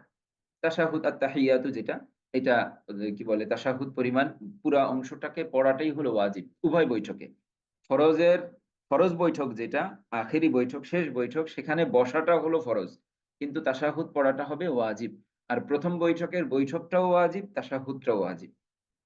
একইভাবে সালাম দিয়ে নামাজ শেষ করা। সালাম, আসসালামু আলাইকুম ওয়া রাহমাতুল্লাহ, আসসালামু আলাইকুম এই শব্দটাকে ব্যবহার করে সালাত শেষ করা এটা ওয়াজিব আমল। এটা ওয়াজিব। আর যেকোনো সালাম বা যেকোনো শব্দ ব্যবহার করে সালাতকে শেষ করা এটা হবে ফরজ। তাহলে এখানে আমি সালাম দিয়ে নামাজ শেষ করার অর্থ হলো আসসালামু আলাইকুম ওয়া রাহমাতুল্লাহ এই শব্দটাকে উল্লেখ করে এই শব্দটা পড়ে সালাত শেষ করা। এটা ওয়াজিব আমল। তো মোটামুটি আমাদের একটা রাকাতের মৌলিক যেই ওয়াজিব আমলগুলো, মৌলিক যে ওয়াজিব হুকুমগুলো এগুলো এখানে হয়ে গেল। এছাড়াও আমাদের জীবনের এমন কিছু সালাত আসে যেগুলো জীবনের প্রত্যেক দিন প্রতি সময় আমরা পড়ি না। ওই সমস্ত সালাতের ক্ষেত্রেও কিছু হুকুম আছে। এর মধ্যে একটা হলো বিতরের নামাজে দোয়ায়ে কুনুত পড়া। বিতরের নামাজ এটা এশার পরে আমরা ৩ রাকাত সালাতুল ফিতর আদায় করে থাকি। এটা ওয়াজিব নামাজ। এই সালাতটাই হলো সালাতুল ওয়াজিব, ওয়াজিব সালাত। এর মধ্যে দোয়ায়ে কুনুতকে আদায় করা, দোয়ায়ে কুনুত পড়া। এটা ৩য় রাকাতে কি বলে রুকুর আগে, ৩য় রাকাতে রুকুর আগে নতুনভাবে তাকবীর বলে তারপরে একটা দোয়া পড়তে হয় যেই দোয়াকে দোয়ায়ে কুনুত বলা হয়। এই দোয়ায়ে কুনুতটা পড়া হবে ওয়াজিব। কেউ যদি ভুলে ফিতরের নামাজের মধ্যে এই কি বলে দোয়ায়ে কুনুতকে ছেড়ে দেয়, ভুলে যদি ছেড়ে দেয় তাহলে সাজদায়ে সাহুর মাধ্যমে সেটাকে পূর্ণ করে নেয়া যাবে। আর ইচ্ছাকৃতভাবে কেউ যদি দোয়ায়ে কুনুত ছেড়ে দেয় তাহলে একই হুকুম যে এই সালাত আদায় হবে না, নতুনভাবে সালাত আদায় করতে হবে। তাহলে এটা আমাদের সাধারণত অন্যান্য সালাতের মধ্যে এই দোয়াটা আসে না। এটা একটা আলাদা হুকুম। এছাড়াও ঈদের নামাজে অতিরিক্ত তাকবীর বলা। আমাদের বছরে ২ টা ঈদ আসে। ঈদুল ফিত্র আর হলো ঈদুল আজহা। তো রমজানের পরে শাওয়ালের ১ম দিন যে ঈদের সালাত আমরা আদায় করি, এই ঈদের সালাতের মধ্যে আমরা দেখি যে ২ রাকাত সালাত আদায়ের ক্ষেত্রে ১ম রাকাতে এবং ২য় রাকাতে ৩ টা ৩ টা করে অতিরিক্ত তাকবীর বলা হয়। এবং এই তাকবীরের মাঝে কোনো তাসবিহ কিংবা কোনো কিছু পড়ার থাকে না। এই অতিরিক্ত যে ৩ টা ৩ টা ৬ টা তাকবীর এটা হলো ওয়াজিব তাকবীর। এই তাকবীর যেমন ইমাম বলেন, একইভাবে মুসল্লিও এই তাকবীরকে বলবে। এটা হবে অতিরিক্ত তাকবীর। স্বাভাবিকভাবে ২ রাকাত সালাতের যা তাকবীর আছে, যেই তাসবিহ আছে সেটা তো পড়েই। তার মধ্যে অতিরিক্ত ৩ টা ৩ টা করে ২ রাকাতে মোট ৬ টা তাকবীর বাড়তি বলা হয়। এটা ওয়াজিব আমল। এটা ওয়াজিব হুকুম। তো ২ ঈদের নামাজে প্রত্যেক নামাজেই মানে প্রত্যেক ঈদের নামাজেই ৬ টা করে তাকবীর। অর্থাৎ ২ ঈদের ৬ করে ১২ টা তাকবীর। অর্থাৎ প্রত্যেক রাকাতে ৩ টা করে তাকবীর অতিরিক্ত বলা এটা হবে ওয়াজিব। এটা ঈদের নামাজের জন্যই খাস। এছাড়া অন্য কোন সালাতের মধ্যে এই তাকবীর আসে না, তাকবীরের হুকুম নেই। এরপরের আরেকটা বিষয় হলো জোরের জায়গায় যেখানে কি বলে সশব্দে কেরাত পড়ার স্থান, সেই জায়গাগুলিতে সশব্দে কেরাত পড়া, যেই সালাতের মধ্যে আস্তে বা কি বলে নিচু স্বরে কেরাত পড়ার জায়গা, কেরাত পড়ার হুকুম সেখানে নিচু স্বরে কেরাত পড়া। এটা সাধারণত ইমামের জন্য হয়ে থাকে যে ইমাম প্রত্যেক দিনের ৫ ওয়াক্ত সালাতের মধ্যে ৩ টি ওয়াক্ত এমন রয়েছে যেই ৩ ওয়াক্তে সে জাহরি কেরাত করবে। কেরাত জোরে পড়বে। তাহলে এটা তার জন্য ওয়াজিব। একইভাবে অন্য যেই কি বলে জাহরি কেরাত এটা মাত্র ১ম ২ রাকাতের মধ্যে হবে। দ্বিতীয় ২ রাকাতের মধ্যে কোনো জাহরান অর্থাৎ জোর আওয়াজে কেরাত নেই। একইভাবে অন্যান্য কোনো নামাজের মধ্যে নফল ওয়াজিবের মধ্যে স্বাভাবিকভাবে জোরে বা কি বলে সশব্দে কেরাতের হুকুম নেই। তবে নফলের ক্ষেত্রে হুকুম আছে। নফলকে কেউ যদি জোরে কেরাত পড়ে, যেহেতু নফল কোনো কি বলে বদ্ধভাবে আদায় হয় না, এককভাবে আদায় করা হয়। তো এককভাবে কোনো ব্যক্তি যদি ফরজ সালাত আদায় করে কিংবা নফল আদায় করে, সে চাইলে একটু জোর আওয়াজে পড়তে পারে।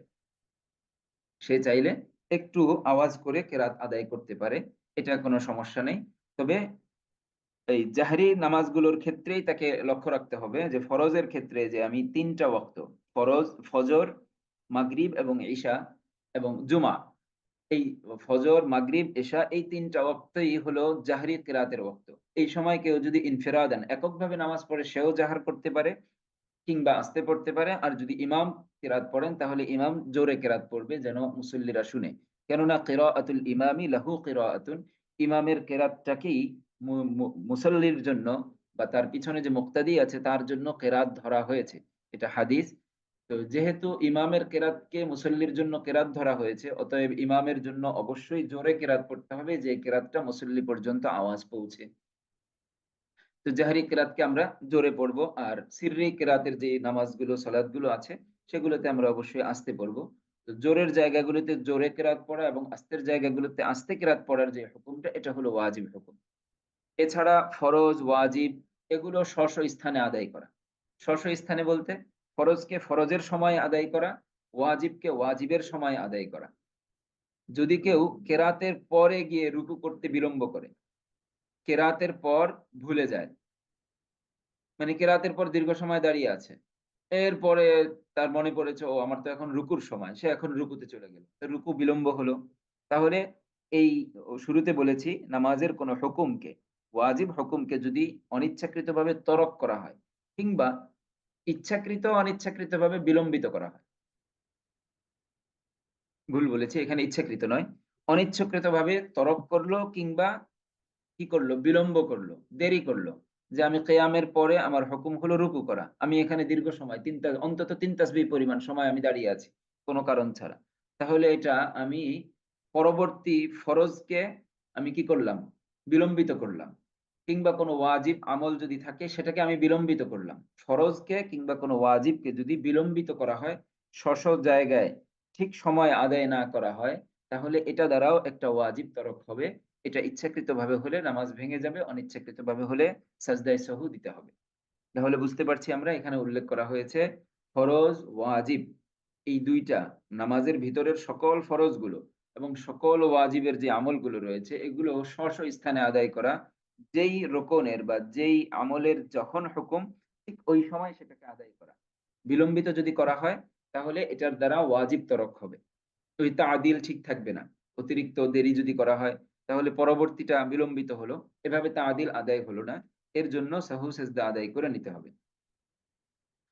তো এটা সাধারণত আমাদের হয়ে থাকে কেরাতের পরে দীর্ঘ সময় আমরা রুকুতে থাকি কিংবা রুকুতে গিয়ে রুকুর যে তাসবিহ পাঠ করা, তাসবিহ পাঠের পরে দীর্ঘ সময় আমি রুকুতে থাকলাম, অন্য কোনো বিষয় চিন্তা করলাম। কিংবা সাজদায় গিয়ে আমি ঘুমিয়ে পড়লাম। একটু চোখে তন্দ্রা এসে গেল, আমি সেজদা অবস্থায় একটু দেরি করে ফেললাম। তো এই সমস্ত দেরির মাধ্যমে স্বাভাবিকভাবেই তার পরবর্তী হুকুমটা বিলম্বিত হচ্ছে। এই পরবর্তী হুকুমটি বিলম্বিত হওয়ার কারণে সাহু সেজদা আদায় করতে হবে, কেননা এটা নামাজের ওয়াজিব তরক হয়েছে। আর তারপরে একটা বিষয় হলো বিনা বিলম্বে ইমামের অনুসরণ করা। ইমামের পিছনে সালাত আদায় করার সময় অত্যন্ত লক্ষ্য রাখা যে ইমাম যখন যেই রুকনে যাচ্ছেন সাথে সাথে সেই রুকনে চলে যাওয়া। ইমামের সাথে সাথে ওই রুকনগুলোকে আদায় করা। ইমামের আগে যদি কেউ কোনো রুকনে চলে যায় তাহলে এটার কারণে নামাজ ভঙ্গ হয়ে যাবে। এটা নামাজ ভঙ্গের কারণের মধ্যে আসবে। আর ইমাম থেকে খুব বেশি দেরি যদি করে তাহলে সে নামাজের ওয়াজিবকে তরক করল। যে বিনা বিলম্বে কোন রকমের দেরি করা ছাড়া ইমামের প্রত্যেক রোকনকে তার ইক্তেদা করা এবং সেখানে চলে যাওয়া। এই ছিল মোটামুটি ওয়াজিব। এছাড়াও আরো ছোটখাটো কিছু ওয়াজিব হুকুম আছে যেগুলো আমরা কি বলে আমাদের অন্যান্য বইয়ে পড়ি।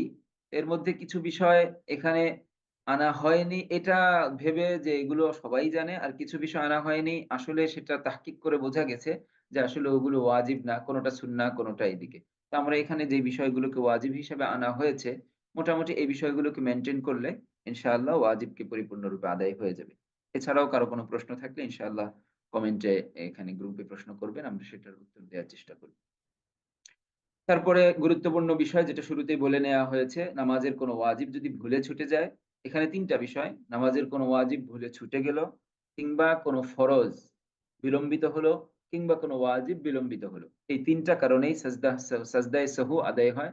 সাজদায়ে সাহু আদায়ের নিয়মটা একটু বলে দিয়েছি। তারপরেও বলছি, নামাজের শেষ বৈঠকে তাশাহুদ পড়ার পরে একদিকের সালাম ফিরিয়ে আবার নতুনভাবে ২ টা সেজদা আদায় করবে।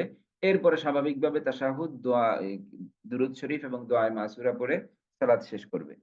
এভাবে সাহু সেজদা আদায় করা হয়।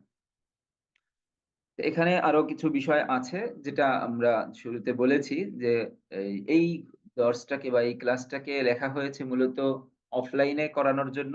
এখানে সেই হিসাবে বলা হয়েছে প্রশিক্ষক নামাজকে হাতে কলমে শিখিয়ে দিবেন।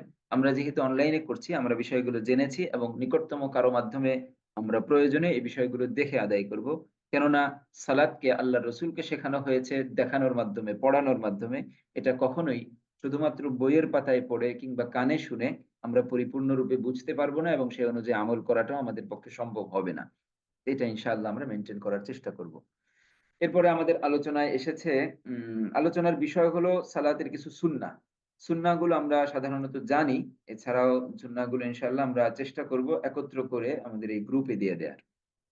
এখানে আমরা কিছু সালাত ভঙ্গের বা নামাজ ভঙ্গের কারণগুলো নিয়ে আলোচনা করতে পারি। নামাজ ভঙ্গ হয়ে যায় একজন মুমিনের এত দীর্ঘ সময়ের প্রতীক্ষিত একটা আমল সেটা যেকোনো ছোট, ছোট কারণে বা এই জাতীয় কারণগুলোর মাধ্যমেই সাধারণত ভঙ্গ হয়ে যায়। এর মধ্যে গুরুত্বপূর্ণ বিষয় হলো কথা বলা। নামাজের মধ্যে যেকোনো রূপের কথা বলা। নামাজ শুরু করার পরে কথা বলাটা হারাম। আমরা তাকবীরে তাহরিমার মাধ্যমে এটাকে হারাম করছি। অতএব নামাজের মধ্যে নামাজরত অবস্থায় কেউ যদি কথা বলে, দুনিয়াবি কোনো শব্দকে ব্যবহার করে, চাই সেটা যেকোনো ভাষারই হোক, এই কথার মাধ্যমে নামাজ ভঙ্গ হয়ে যাবে। এছাড়া সালাম দেয়া, সালামের উত্তর দেয়া সেটাও কথারই অন্তর্ভুক্ত। কেউ সালাম দিল কিংবা আপনার পাশ দিয়ে কেউ যাচ্ছে তাকে আপনি সালাম দিয়ে ফেললেন। এটা অনেক সময় না জানার কারণে আমাদের হয়ে থাকে। এটা নামাজ ভঙ্গের কারণ। কেননা এটাও কথার অন্তর্ভুক্ত। বিনা ওজরে গলা খাকারি দেয়া। বিনা ওজর, ওজর কোনটা? যে আমি জাহরি কেরাত পড়ছি। ইমাম সাহেব জোরে কেরাত পড়ছেন। কিন্তু গলায় এতটা কফ জমে গেছে যে উনার আওয়াজ বন্ধ হয়ে যাচ্ছে। উনার আওয়াজটা স্পষ্টরূপে বের হচ্ছে না। এখানে তার ওযর। তিনি এভাবে গলা খাকারি দিয়ে গলা পরিষ্কার করে এরপরে পড়বেন। কিন্তু একজন একক একাকী নামাজরত ব্যক্তি তার এখানে কি বলে জোরে কেরাতের কোনো জায়গা নেই কিংবা সে জোরে কেরাত পড়ছে না। এমত অবস্থায় গলায় যদি কফ জমেও আমাদের সেখানে গলা খাকারি দেওয়ার কোনো প্রয়োজন হয় না। এই জায়গাটায় ওজর নেই। এটাকেই উল্লেখ করা হয়েছে। তো ওজর ছাড়া বিনা ওজরে কেউ যদি গলা খাকারি দেয় বা গলা পরিষ্কার করার জন্য এভাবে আওয়াজ করে, এটাও নামাজ ভঙ্গের কারণ। এটা আমাদের অনিচ্ছা সত্ত্বে অনেক সময় হয়ে থাকে। ফরজ বিধানগুলোর ক্ষেত্রে কিংবা নামাজ ভঙ্গের বিধানগুলোর ক্ষেত্রে খুবই লক্ষণীয় বিষয় হলো এগুলো অনিচ্ছাকৃতভাবে হলে কোনো মাফ নেই। মানে ইচ্ছাকৃত, অনিচ্ছাকৃত বলে এখানে কথা নয়। এই জাতীয় কাজ সংঘটিত হলেই নামাজ ভেঙে যাবে। অতএব এগুলোকে খুব ভালোভাবে আমরা যেমন জানবো এবং সে অনুযায়ী আমল করার চেষ্টা করব। তারপরে এসেছে কোরআন হাদিসে বর্ণিত নেই। এমন কোন দোয়া, এমন কোন শব্দ বা এমন কোন বাক্য সে আদায় করলো, বাক্য সে পড়লো যেটা কোরআন হাদিসে নেই। চাই সেটা সে আল্লাহর কাছেই বলল। কোরআনের মধ্যে এমন কোন আয়াত নেই যে আল্লাহুম্মা রযুকনি কি বলে? আল্লাহুম্মা রযুকনি রুজ্জা, আল্লাহুম্মা রযুকনি লাহমা যে আল্লাহ আমাকে ভাত দাও, আমাকে গোশত দাও কিংবা এমন কোন অন্য কোন বাক্য বলল যেটা কোরআনের মধ্যেও নেই, হাদিসের মধ্যেও নেই। এমন কোন বাক্যকে নামাজের মধ্যে যদিও সেটা আল্লাহর কাছে চাওয়া হয়েছে, তবুও নামাজ ভেঙে যাবে। এটা একটা বিষয়। আর ২য় বিষয় হলো মানুষের কাছে চাওয়া সম্ভব মানুষের কাছে চাওয়া অসম্ভব নয় এমন কোন বিষয়কে যদি নামাজের মধ্যে চাওয়া হয়, চাই সেটা যেকোনো ভাষায় হোক, এটা আল্লাহর কাছেও যদি দোয়া করা হয়, তাহলে এটার কারণেও নামাজ ভেঙে যাবে। তাহলে গুরুত্বপূর্ণ বিষয় হলো কোরআনে কিংবা হাদিসে বর্ণিত নেই এমন কোন দোয়া যদি নামাজের মধ্যে কেউ পড়ে এবং তার সাথে আরেকটা গুরুত্বপূর্ণ বিষয় যে মানুষের কাছে চাওয়া সম্ভব, অসম্ভব নয়। মানুষের কাছে আমি ভাত চাইতে পারি, আমি চাল চাইতে পারি। আমার আজকে একটু গ্যাসের প্রয়োজন, একটু আগুনের প্রয়োজন, কিছু টাকার প্রয়োজন। এই বিষয়গুলো যেকোনো মানুষের কাছে আমি চেয়ে নিতে পারি। এমন কোন বিষয়কে নামাজের মধ্যে যদি আল্লাহর কাছেও চাওয়া হয়, চাই সেটা কোরআন হাদিসের শব্দ দিয়েই হোক না কেন, নামাজ ভেঙে যাবে। এটা নামাজ ভঙ্গের একটা কারণ। তাহলে নামাজের মধ্যে অতিরিক্ত কোনো কিছুই চাওয়া কিংবা বলার সুযোগ নেই। হ্যাঁ, নামাজের মধ্যে যদি কোরআনের আয়াত আসে, তেলাওয়াত আসে, সেই তেলাওয়াত করতে গিয়ে এমন কোনো আয়াত আসলো যে আয়াতের মধ্যে আল্লাহর কাছে চাওয়া হচ্ছে, সেটা আলাদা হিসাব। সেটা তো আপনি আলাদাভাবে এই দোয়াকে পড়ছেন না, এই দোয়াকে করছেন না, আপনি তেলাওয়াত করছেন। মনে যদি নিয়ত আসে তাতে কোনো সমস্যা নেই, আপনি তেলাওয়াতের মধ্যে ওইটা এসে গেছে। কিন্তু এছাড়া অন্য যেকোনো বিষয় নামাজের মধ্যে চাওয়া কিংবা মানুষের কাছে চাওয়া যায় এমন কোন বিষয়কে নামাজের মধ্যে বলা, এটা নামাজ ভঙ্গের কারণ। এর পরের বিষয় এসেছে উহ, আহ শব্দ বলা। এটা যেকোনো বিপদে হতে পারে। আপনাকে কোনো বিচ্ছু, সাপ দংশন করেছে। আপনি নামাজের মধ্যে উহ বলে উঠলেন। এই উহ কিংবা আহ শব্দ এটা যদি নামাজের মধ্যে হয়ে যায়, তাহলে ইচ্ছাকৃতভাবে করলে নামাজ ভেঙে যাবে। কিন্তু অসহনীয় ব্যথার কারণে যে এমন কোনো বিষাক্ত কিছু আপনাকে কামড় দিয়েছে, যেটা আপনি নিজের চাওয়া সত্ত্বেও নিজেকে নিয়ন্ত্রণ করতে পারছেন না। অনিচ্ছায় কোনো একটা শব্দ একটু বেরিয়ে গেল। এটা অনিচ্ছায় হওয়ার কারণে এর কারণে নামাজ ভাঙবে না। কিন্তু ইচ্ছাকৃতভাবে কিংবা উহ, আহ শব্দ বলে জোরে কান্না করা এগুলো অনিচ্ছায় হোক, ইচ্ছায় হোক এর কারণে নামাজ ভেঙে যাবে। জান্নাত জাহান্নামের ভয়ে যদি কেউ কাঁদে, শুধুমাত্র কাঁদার কারণে নামাজ ভাঙবে না। তো শুধু নামাজের মধ্যে মনে, মনে দোয়া করা এবং চোখ দিয়ে পানি ফেলা এটা নামাজ ভঙ্গের কারণ হয়ে যায় অনেক সময়। এজন্য জান্নাত জাহান্নামের ভয়ের বিষয়টা এসেছে যে কোরআনের এমন কোন অংশ তিলাওয়াত করছি যে আমি অনুবাদ বোঝার কারণে ওই অংশ পড়ার সাথে, সাথে আমার চোখ থেকে পানি ঝরছে। অঝরে আমি কাঁদছি। তো এই জান্নাত ও জাহান্নামের ভয়ে যেহেতু চোখ থেকে পানি পড়ছে এবং এই ভয়টা আমার নিজের ইচ্ছাকৃতভাবে আমার মধ্যে আনা নয়। এটা কোরআনের আয়াত তেলাওয়াতের ক্ষেত্রে আমার হয়ে যাচ্ছে। এর কারণে নামাজ ভাঙবে না। তবে এছাড়া ইচ্ছায় যদি এরকম কোন কিছু চেষ্টা করে করা হয় অবশ্যই নামাজ ভেঙে যাবে। তারপরে হাঁচির জবাব দেয়া কিংবা হাঁচি বলে আলহামদুলিল্লাহ বলা। হাঁচির জবাব দেয়া অথবা অন্য কেউ জবাব দিয়েছে আপনি তার উত্তরে ইয়ারহামুকাল্লাহ বললেন। এই জাতীয় কোনো একটা জবাব এগুলো দেয়া এটা নামাজ ভঙ্গের কারণ। এটা ওই যে সালামের মতোই। যেহেতু এগুলো আমাদের হয়ে যায় সাধারণত এজন্য বিষয়গুলোকে এখানে নাম্বারিং করা হয়েছে। একইভাবে দুঃসংবাদের জবাবে ইন্না লিল্লাহ বলা কিংবা সুসংবাদের জবাবে আলহামদুলিল্লাহ বলা কিংবা কোন দুনিয়াবি কথা বলার উদ্দেশ্যে কোরআনের আয়াত তেলাওয়াত করা। মানে আপনি মূলত চাচ্ছেন যে আমি একটা কথা বলবো। কিন্তু আপনি সেটা নামাজের মধ্যে কোরআনের আয়াত দিয়ে বোঝাতে চাচ্ছেন। সেটাও যদি নিয়তটা এমন থাকে, ইচ্ছা যদি এমন হয়, আল্লাহ তাআলা তো দিল দেখেন, নিয়তকে দেখেন। তিনি তাকওয়াকে দেখেন। তো বান্দার নিয়ত কি, কি উদ্দেশ্যে সে বলছে এটা আল্লাহ দেখছেন। এই অবস্থায় যদি কোরআনের আয়াতও তেলাওয়াত করা হয় নামাজ ভেঙে যাবে। এটা খুবই লক্ষণীয় বিষয়। কারণ নামাজের ভিতরে শুধুমাত্র বান্দার কথা হবে আল্লাহর সাথে। সে দুনিয়াবি অন্য কোন কথা নামাজের মধ্যে বলবে না। দুনিয়াবি অন্য কারো সাথে, দুনিয়ার অন্য কোন বস্তুর সাথে কিংবা কোন ব্যক্তির সাথে সে নামাজের মধ্যে, সালাতের মধ্যে আল্লাহ তাআলার কথোপকথনের মাঝে অন্যদিকে কোন কিছু বলবে না, এটাই হুকুম। এটা যদি করে তাহলে সালাত বাকি থাকবে না, সালাত ভেঙে যাবে। একইভাবে অন্য ইমামকে লোকমা দেয়া। অন্য ইমাম বলতে আপনি মসজিদে সালাত আদায় করছেন এককভাবে। পাশে অন্য কোনো ইমাম ভুল করছে। আপনি আপনার একাকিত্বের নামাজ আপনি এই ইমামের ইক্তেদা করেননি। আপনি অন্য কোনো সালাত আদায় করছেন। আপনি আপনার একাকী নামাজ থেকে ওই ইমামকে লোকমা দিচ্ছেন। ইমাম কোন জায়গায় ভুল করেছে, আপনি আল্লাহু আকবার বলে তার ভুল সংশোধন করছেন। কিংবা কোন আয়াতের মধ্যে ভুল করছে, সেই ভুলকে আপনি সঠিক করে দিচ্ছেন। এই লোকমা যদি দেয়া হয়, অন্য ইমামকে লোকমা দেয়া হয়, তাহলে আপনার নামাজ যেমন ভাঙবে, একইভাবে ওই ইমামও যদি এই লোকমাটাকে গ্রহণ করে, তার নামাজও ভেঙে যাবে। এটা খুবই লক্ষণীয় বিষয়। অনেক সময় এমন হয় যে আমরা পাশাপাশি ২ জন আলাদা, আলাদা নামাজ আদায় করছি। একজন একটু জোরে পড়ছি, আরেকজনও আস্তে, আস্তে পড়ছি কিংবা জোরে পড়ছি। ওই ব্যক্তি সে নামাজের মধ্যে কোনো ভুল করছে। আমি মনে করছি যে তাকে আমি একটু বলে দেই। এটা আপনি নামাজরত অবস্থায় যদি করে থাকেন, আপনার নামাজ ভেঙে যাবে। আর যদি নামাজের বাহিরে থেকে করে থাকেন, তাহলে ওই ব্যক্তি এই লোকমাকে যদি গ্রহণ করে, এই ভুল সংশোধনীকে সে যদি গ্রহণ করে তাহলে তার নামাজ ভেঙে যাবে। তাহলে এখানে ২ টা বিষয়। একটা হলো অন্য ইমামকে লোকমা দেয়া, আরেকটা হলো নামাজরত নয়, আমার মুসল্লি নয়, অন্য কারো লোকমাকে গ্রহণ করা। এই ২ টাই নামাজ ভাঙার কারণ হয়ে যাবে। যদিও এটা নামাজকে সংশোধন করা হচ্ছে, কিন্তু এর কারণে নামাজ বিনষ্ট হয়ে যাবে, নামাজ ভেঙে যাবে।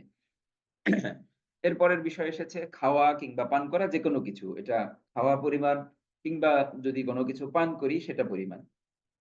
এখানে একটা আলোচনা বা একটা কথা বলে রাখা ভালো যে এমন যদি হয় যে নামাজের পূর্বেই আমি খাবার খেয়েছি। আমার দাঁতে কিংবা আমার দাঁতের ফাঁকে অথবা মুখের ভেতরের কোনো জায়গায় খাদ্য আটকে ছিল। নামাজে দাঁড়ানোর পরে সালাত শুরু হয়ে গেছে। আমি সালাতে দাঁড়িয়ে গেলাম। তারপরে আমার মনে হচ্ছে যে দাঁতের ভিতরের ওই জায়গাটায় খাদ্য রয়ে গেছে। সেই খাদ্যটা কি আমি সেই খাদ্যটা কি আমি খাবো না ফেলে দেব? এখানে হুকুম এসেছে খাওয়া বা পান করা। যেকোনো কিছু খাওয়া কিংবা যেকোনো কিছু পানের কারণে নামাজ ভেঙে যাবে, সালাত ভেঙে যাবে। তো এই খাদ্যটা কি খাওয়ার মধ্যে হবে কিনা? তো এখানে হুকুম হলো যদি ওই যে খাদ্যটা আপনার দাঁতে কিংবা মুখের কোনো কোণায় আটকে আছে, সেটার পরিমাণ যদি চনা বুট, ছোলা বুট যেটাকে আমরা বলি, এটার চেয়ে ছোট হয়, তাহলে সেটাকে আলাদা কোনো খাদ্য ধরা হবে না। আপনি সেটাকে গিলে ফেলতে পারেন নামাজের মধ্যে। আর যদি সেটা ছোলা বুটের পরিমাণ হয় কিংবা তার চেয়ে বড় হয়। ছোলা বুট স্বাভাবিকভাবে শুকনো অবস্থায় যতটুকু থাকে, তো এতটুকু পরিমাণ কিংবা এর চেয়ে বেশি যদি হয়, তাহলে অবশ্যই সেটাকে ফেলে দিতে হবে। ওটাকে যদি আপনি গিলেন, তাহলে এটাকে খাওয়া ধরা হবে এবং এর কারণে নামাজ ভেঙে যাবে। তাহলে এটা খুবই লক্ষণীয় বিষয়। নামাজের মধ্যে খাওয়া কিংবা কোনো কিছুকে পান করা, এটা নামাজ ভঙ্গের কারণ। বাহিরে থেকে কোনো কিছু পান করা কিংবা কোনো কিছুকে খাওয়া, এটা নামাজ ভঙ্গের কারণ। খাওয়ার পরিমাণটা বলে দেয়া হয়েছে। তাকবীর বলে ভিন্ন নামাজ শুরু করা। অর্থাৎ ইমামের পিছনে আছেন আপনি। ইমাম আ মসজিদে সালাত আদায় করছে। সে যোহরের সালাত আদায় করছে। আপনি তার পিছনে গিয়ে আল্লাহু আকবার তাকবীর বললেন। কিন্তু আপনার নিয়ত হলো আপনি আসরের সালাত অথবা আপনি অন্য কোনো কাজা সালাতের নিয়ত করেছেন। তাহলে এই তাকবীর বলে ভিন্ন সালাত, ভিন্ন নামাজ যে শুরু করছেন, এটার কারণে আপনার নামাজটা শুরুই হচ্ছে না, নামাজ ভেঙে যাচ্ছে। তাহলে এটা গুরুত্বপূর্ণ বিষয় যে তাকবীর তো বলব। তাকবীর বলে ইমামের ইক্তেদার সাথেই আমার ইক্তেদা মিলতে হবে। ইমাম যেই ওয়াক্তের সালাত আদায় করছে আমাকে সেটাই আদায় করতে হবে। আমি অন্য কোন নামাজ যদি শুরু করি তাহলে আমার নামাজ শুরু হবে না। একইভাবে নামাজের মধ্যে কোরআন দেখে পড়া, চাই সেটা মোবাইলে হোক কিংবা সরাসরি কোনো কাগজের পাতায় হোক অথবা কানে শুনে এটার হুকুমটা এখানে না। কোরআন দেখে পড়া এতটুকুই। মানে দেখে যদি পড়ি আমরা। এটা অনেকে এরকম বলতে চেষ্টা করে।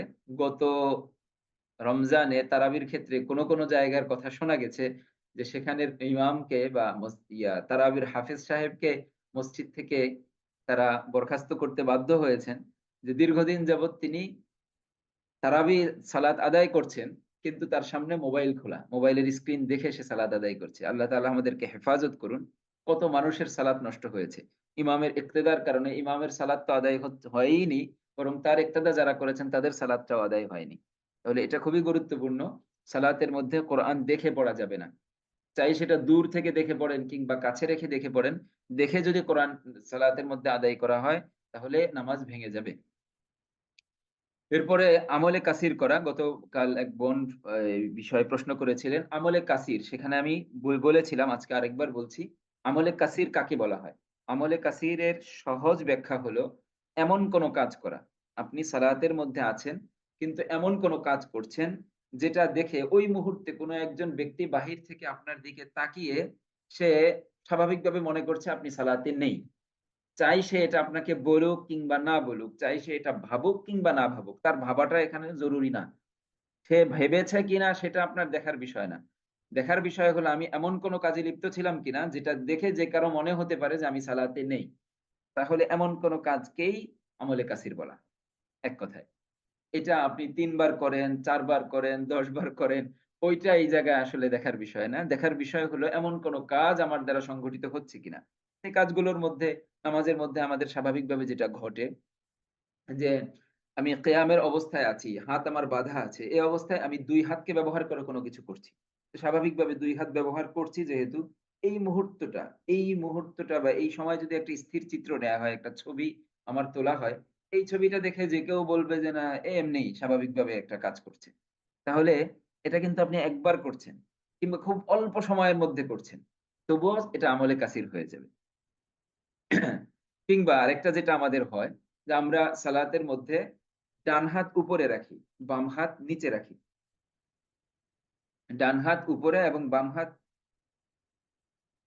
ডান হাত উপরে সালাতের মধ্যে আমরা ডান হাত উপরে এবং বাম হাত নিচে রেখেই সাধারণত সালাত আদায় করছি কিয়ামের অবস্থায়।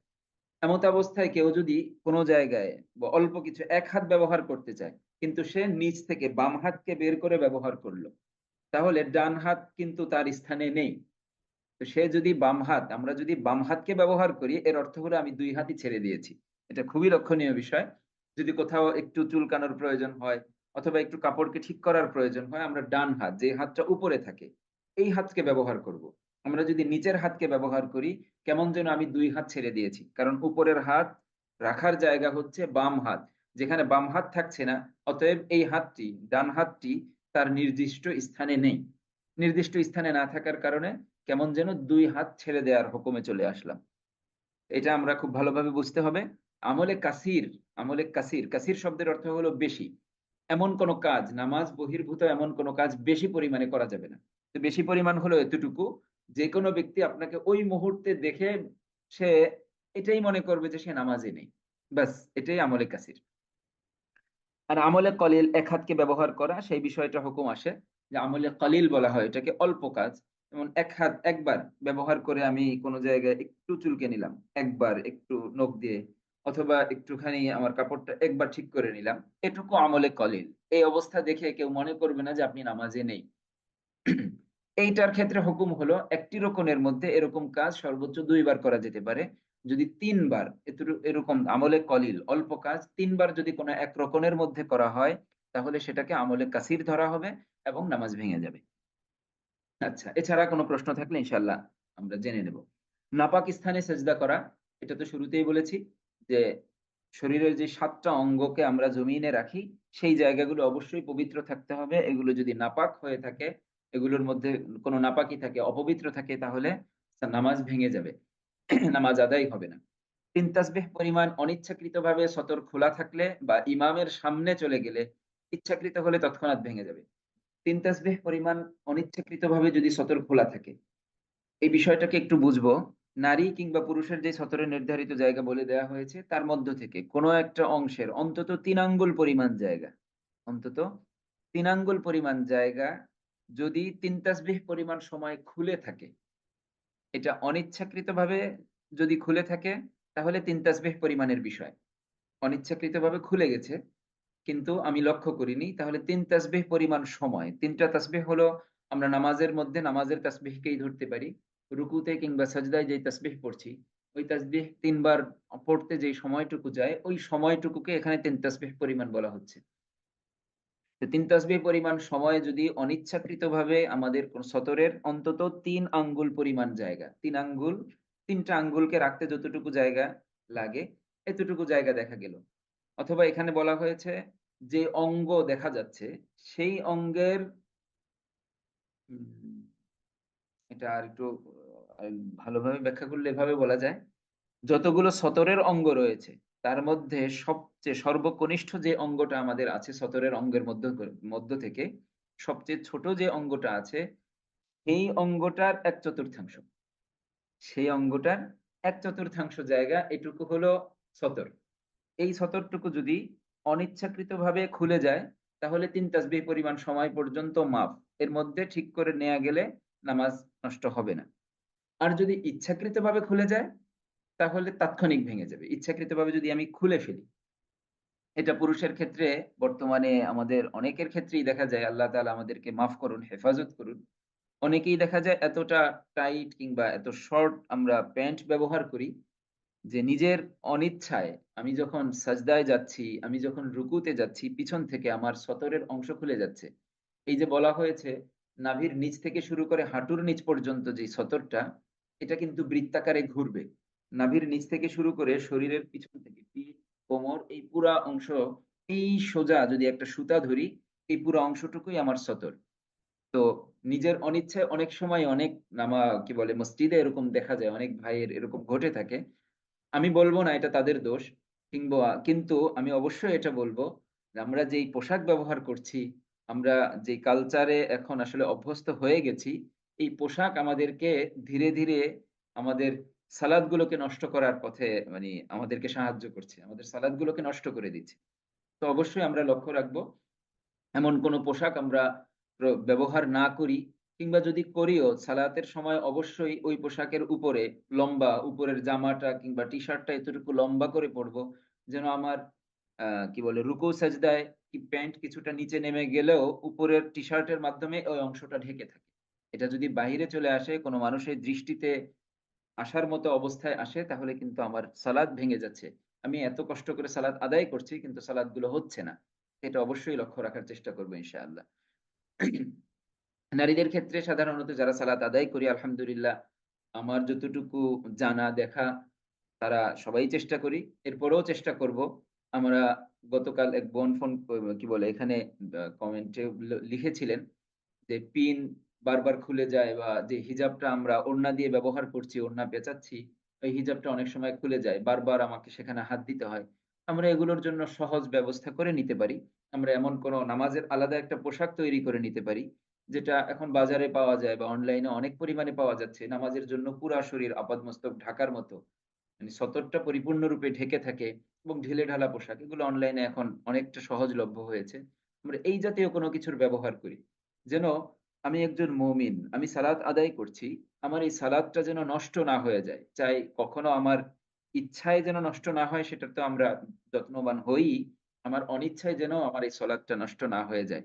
সালাতটা যেন আমার পরিপূর্ণরূপে আল্লাহ তাআলার কাছে পেশ করার মতো হয়। এর পরের বিষয় আসবে যে আল্লাহ আমার এই সালাতকে কবুল করবেন না করবেন, আল্লাহ তাআলা সেটা ভালো জানেন। তিনি কতটুকু আমাদেরকে কি বলে আমাদের প্রতি রহম করবেন। তবে তার আগ পর্যন্ত আমার যতটুকু চেষ্টা আছে ততটুকুতে যেন কোন রকমের কমি না থাকে, কোন ত্রুটি না থাকে এটায় অবশ্যই আমরা সচেষ্ট হব ইনশাআল্লাহ। তো এখানে যে বিষয়টা এসেছে ৩ তাসবিহ পরিমাণ সতরকে খুলে রাখা। আরেকটা বিষয় এসেছে ইমামের সামনে চলে যাওয়া। ইমামের সামনে চলে যাওয়া। অর্থাৎ ২ জন ব্যক্তি যদি পাশাপাশি দাঁড়িয়ে নামাজ পড়ে, সেক্ষেত্রে ইমাম অল্প একটু এগিয়ে দাঁড়াবে এতটুকুই নিয়ম। কিংবা একদম পাশাপাশি দাঁড়ালেও ২ জনের সালাত আদায় হবে। একজন ইমাম, একজন মুক্তাদি পাশাপাশি দাঁড়াতে পারে। এতটুকু পর্যন্ত সুযোগ আছে। মুক্তাদি যদি মুক্তাদি যদি বা যে ইমামের ইক্তেদা করছে, সেই ব্যক্তি যদি ইমামের সামনে চলে যায়, চাই সেটা অল্প পরিমাণ হোক, ১ আঙ্গুল পরিমাণ হোক, ১ ইঞ্চি পরিমাণ হোক, এই সামনে চলে যাওয়ার সাথে, সাথে নামাজ ভেঙে যাবে। তাহলে এখানে আমরা খুবই লক্ষ্য রাখবো, পাশাপাশি যদি ২ জন নামাজ আদায় করি, একজন ইমাম, একজন মুসল্লি, তাহলে অবশ্যই ইমামের বরাবর পর্যন্ত দাঁড়ানোর সুযোগ আছে। কিন্তু এহতিয়াতান আমরা একটু পিছিয়ে দাঁড়ানোর চেষ্টা করব। যেন ভুলেও আমার পা একটু সামনে চলে না যায়। কেননা ইমামের সামনে যদি চলে যায়, চাই সেটা ইচ্ছায় হোক, অনিচ্ছায় হোক, নামাজ ভেঙে যাবে। আচ্ছা, এরপরে কিবলার দিক থেকে বুক সরে যাওয়া। বুক অর্থাৎ সিনা আমাদের যেই সামনের অংশটা, এটা যদি কিবলার দিক থেকে সরে যায়, যেকোনো কারণে হতে পারে আমি হয়তো হঠাৎ ডান দিকে তাকালাম। তাকানোর কারণে আমার মানি চেহারা ঘুরানোর কারণে নামাজ ভাঙবে না। কিন্তু যদি আমার আমার সিনা ঘুরে যায়, আমার বুক ঘুরে যায় তাহলে সালাত ভেঙে যাওয়ার আশঙ্কা সালাত ভেঙে যাবে। কিবলার দিক থেকে বুক সরে যাওয়া এটা নামাজ ভেঙে যাওয়ার কারণ। কেবলার দিকে একবার এক কাতারের বেশি অতিক্রম করা। এটা হলো নামাজের মধ্যে যদি এমন হয় যে আমার সামনের কাতার ফাঁকা হয়ে গেছে। কোন একজনের অজু ভেঙে গেছে কিংবা সে অতিরিক্ত অসুস্থ হওয়ার কারণে সে পিছনে চলে গেছে। তো আমাকে সামনে চলে যাওয়ারই হুকুম থাকে। সেখানে আমি সামনে এগিয়ে যাওয়ার ক্ষেত্রে লক্ষ্য রাখবো কিবলার দিকে, কিবলার দিকে সিনাকে রেখে সর্বোচ্চ ২ টা ২ বার পা ফেলে আমি এগিয়ে যেতে পারবো। এইজন্য এখানে একটা মানে স্থান নির্ধারণ করা হয়েছে। এক কাতারের বেশি অতিক্রম না করা একসাথে। নামাজ দাঁড়িয়ে গেছি, এই সময় যদি আমি সামনে যেতে চাই, তাহলে একটা কাতার অতিক্রম করব। এক কাতার অতিক্রম করতে আমাদের সর্বোচ্চ ২ টা পাই ফেলতে হয়। ১ম এক পা ফেলবো সামনের কাতারের মাঝামাঝি জায়গায়, ২য় পা এর পরের কাতারে চলে যাবে। এভাবে আমি নির্দিষ্ট স্থানে চলে গেলাম। মানে এরপরে পিছনের পা যেটা থাকবে সেটাকে ওই একই জায়গায় মানে কি বলে ধরলাম ১ম এ ডান পা দিয়েছি। তারপরের বাম পা দিয়ে আমি সামনের কাতারে পৌঁছে গেলাম।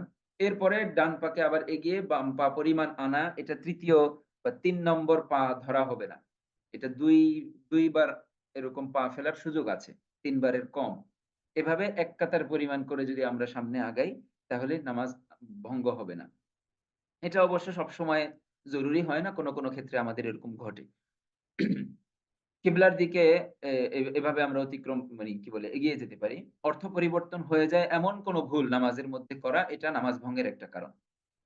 অর্থ পরিবর্তন হয়ে যাওয়া মানে হয়ে যায় এরকম যদি কোন ভুল করে ফেলি।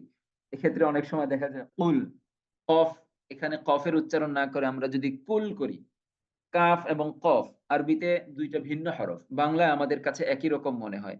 আমরা কুলের জায়গায় যদি কুল বলি, কুল অর্থ হলো খাও আর কুল অর্থ হলো বলো।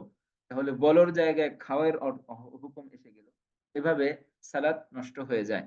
তাহলে অর্থ পরিবর্তন হয় এমন কোন ভুল নামাজের মধ্যে রাখা যাবে না। এজন্য অবশ্যই আমরা চেষ্টা করব আমাদের প্রত্যেককেই সালাতের পরিমাণ কেরাত যেন আমার পরিপূর্ণ সহিহ হয়ে যায়। আরবি উচ্চারণে আরবি হরফগুলো আমার সহিহ যেন হয়ে যায়। আরবি উচ্চারণে যেন আমরা পড়তে পারি। আ এতটুকুই মোটামুটি আজকে আমরা করলাম। আজকে অনেক সময় হয়ে গেছে।